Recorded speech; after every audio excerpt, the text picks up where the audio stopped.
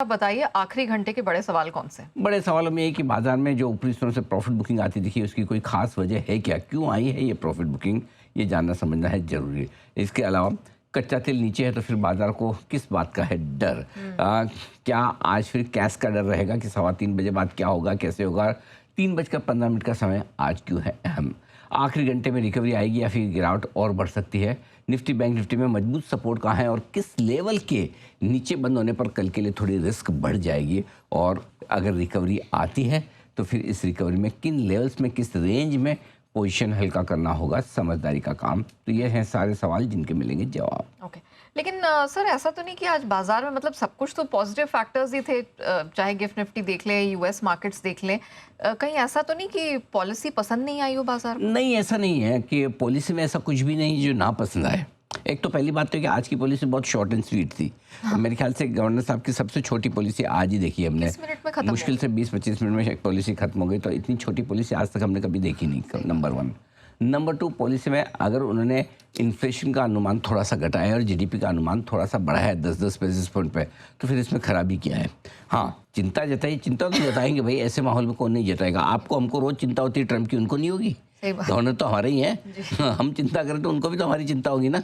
तो सीधी सी बात है, वो इंटरनेशनली ग्लोबल मार्केट्स में जो सिचुएशन है, जियोपॉलिटिकल सिचुएशन, और बार बार क्रूड $20-25 ऊपर नीचे से हो जाना 5-15 दिन में, तो कोई भी गवर्नर टेंशन में रहेगा भाई। वो सोचेगा भाई कि अब अगले 15 दिन बाद आप किसी को पूछो भाई क्रूड क्या होगा, क्या बताओगे आप?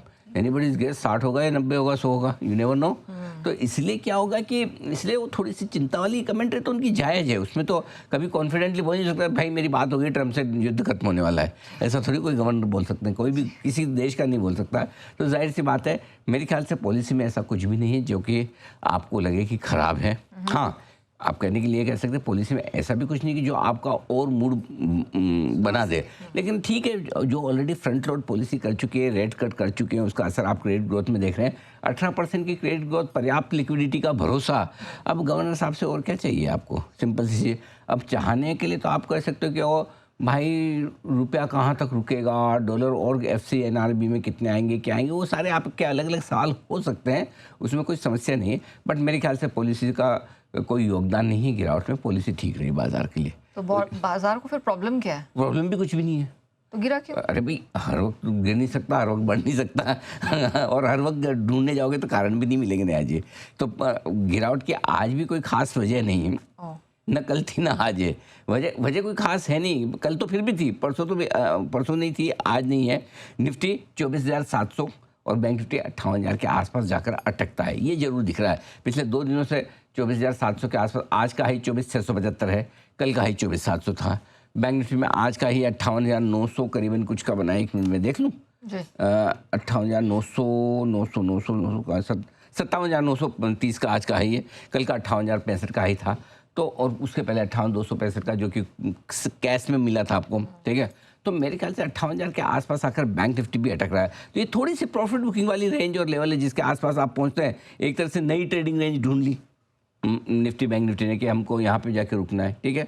तो इसलिए एक रीज़न हो सकते हैं। क्रूड में हल्की सी रिकवरी आई, 78 के नीचे था, अब 80 के आसपास है, विच इज़ फाइन। क्रूड लेके आइए, क्रूड लेके आइए मतलब हाउट बॉडी लाइए। हाँ हाँ, तो ये वाला, हाँ, तो 80 के आसपास है। थोड़ा सा 80 के ऊपर आया तो हल्का सा आपका, अच्छा 80 आ गया वापस। अब मेरा पॉइंट सिंपल है, अब 80 और 79 में आपको लगेगा कि बड़ा फ़र्क है।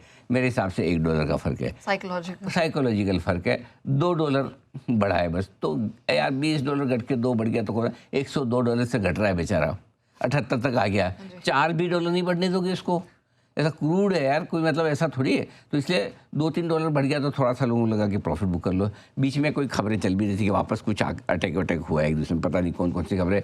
कोई भी कुछ भी डालता है आजकल खबरें ना, सबको लगता है हमारी सोर्स बढ़िया। अब कौन जाके देखेगा कहाँ बम गिरा नहीं गिरा, ठीक है ना। तो वो जब तक ऑफिशियल कोई हैंडल्स वगैरह से ना आए, मैं तो भाव भी नहीं देता इन सब खबरों को, ठीक है। अब आइए कल के एफआईज के आंकड़े। वैसे तो खरीदारी के थे, 2,500 करोड़ के नेट छोटे थे, और कल 4,000 करोड़ प्लस की ब्लॉक डील्स का भी एडजस्टमेंट था। तो आंकड़े शायद उतने बड़े नहीं थे जितने आप देखना चाहते हैं। विक्स में आज हल्की सी रिकवरी है, 3-4% की रिकवरी विक्स में आती हुई दिखी है। तो थोड़ा सा विक्स का बढ़ना भी हल्का नेगेटिव होता है, कोई खास बात नहीं। लेकिन हाँ, एक कारण है जो परेशान जरूर करता है, वो है OFS, IPO, ब्लॉक डील। अब कल और आज में देख लिया ये LIC 31,000 करोड़, 2000 करोड़ मीशो, 2000 करोड़ पेटीएम, और कम से कम ये अंश आ गया, इसको पूछो, परेशान हो गया। ये पूरी टीम वो स्लग बनाते बनाए हर रोज 2-2, 3-3 आईपीओ खुल रहे हैं, सही बात है। रोज 2-2, 3-3 आईपीओ। दुखी हो गए हम, एक आईपीओ का स्लग बनाने में, पूरी डिटेल बनाने में 5-5 दिन लग जाते हैं। ये अगर रिजल्ट रिव्यू बनाना हो, ये ऐसे ऐसे चुटकियों में बना के 3 मिनट में रख देगा, बराबर ना? थोड़ा ज़्यादा टाइम लगता है। अच्छा 4 मिनट रख लो। ठीक है। कहने का मतलब ये है कि वहाँ रिसर्च अवेलेबल होती है, आपको थोड़ा सा और पुराना ट्रैक रिकॉर्ड, नई कंपनी नए आईपीओ आता है तो मैं समझता हूँ बहुत मेहनत लगती है उसमें, एक चीज़ शुरू से पढ़नी है, आपने पहले कभी पढ़ी नहीं, फिर समझो इतना एक सब भारी भारी इतना बड़ा DRHP आता है उनका, बेचो तो रद्दी में पैसे बहुत आते हैं उसके। तो अरे ऐसे मोटे मोटे आप पीलो लगा लो उसका, है ना? तो अब उनको पढ़ के बेचारे टीम बनाएंगे, एक साथ 6-6, 7-7 आईपीओ, करेक्ट। और पैसे सारे उधर जा रहे हैं, OFS में जा रहे हैं, आईपीओ में जा रहे हैं, ब्लॉक डील में जा रहे हैं, इधर भी तो कुछ छोड़ो। मार्केट के लिए कुछ छोड़ो। तो लिक्विडिटी मेन समस्या ये वाली है, देखिए। ओके सर, एफएनओ का कोई इंपॉर्टेंट डेटा जो आपको ध्यान डेटा है कि, लेकिन वो अच्छा है, वो खराब नहीं, इसलिए मैंने रिकवरी बिकवाली में नहीं लिखा। वो है एफएनओ का डेटा है, पुट कॉल रेशियो का 0.67, जो कि वीकली एक्सपायरी वाला 0.67 है और ओवरऑल 0.86 है। तो ऐसा देखा जाए तो एफएनओ डेटा कंफर्टेबल है। अच्छा। कोई ऐसा नहीं कि ओवरबोट है या ओवरसोल्ड भी नहीं, देखो ऑनेस्टली ओवरसोल्ड भी नहीं है। ओवरऑल मंथली डेटा जो 0.86 पर है, विच इज़ फेयर, रीजनेबल है, कोई दिक्कत वाली बात नहीं। Very good. अच्छा सर, अब इम्पोर्टेंट लेवल्स कौन से हैं? 24,400, 24,500 सपोर्ट रेंज इसके आसपास आ गए, यहीं से आप सपोर्ट में घुस रहे हैं, ठीक है? और ये लेवल आसानी से नहीं टूटेगा, चिंता न करें बहुत ज़्यादा ऐसा। 57,250, 57,450 आपके लिए सपोर्ट रेंज है, ये भी आसानी से नहीं टूटेगी। बैंक निफ्टी पर हाई रेंज 24,600, 24,700, इसको पार करने में पसीना आएगा। और ऊपर की तरफ 57,750, 57,950 की रेंज बैंक निफ्टी की है, जिसे पार करना भी मुश्किल रहेगा, ये मान के चले आप। तो रिस्क कहाँ पर बढ़ेगी?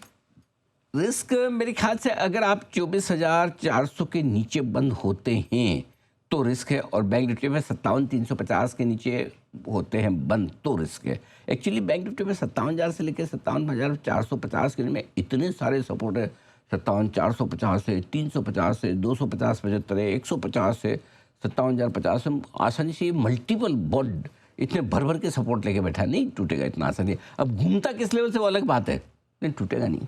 और निफ्टी 24,000? निफ्टी 24,000 पर 24,300, 24,400 में ढेर सारे सपोर्ट हैं। अच्छा। ये भी आसानी से नहीं टूटेगा ऐसा। ऑलराइट।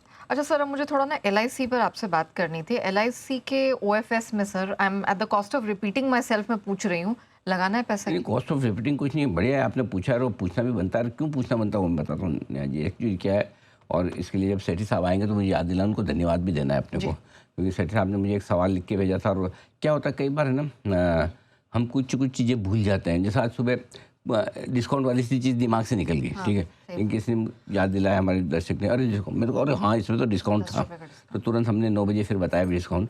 सेठी साहब ने पूछा भी, मेरे को मैसेज करके पूछा, अभी कट ऑफ प्राइस क्या है? बात तो सही है, हम कई बार हम अज्यूम करके चलते हैं कि कट ऑफ है। तो पहली चीज़ मैं बता दूं, सबसे पहले LIC के OFS को उम्मीद से बेहतर रेस्पॉन्स मिला है। रिटेल इन्वेस्टर्स इस OFS में पैसा लगा सकते हैं। नंबर 2, कल इंस्टीट्यूशनल इन्वेस्टर्स के लिए खुला था जी। कल उनकी कट ऑफ प्राइस आई 383 रुपये 10 पैसे मात्र, ओनली। अच्छा, आपको मिलेगा 10 रुपये का डिस्काउंट, ठीक है।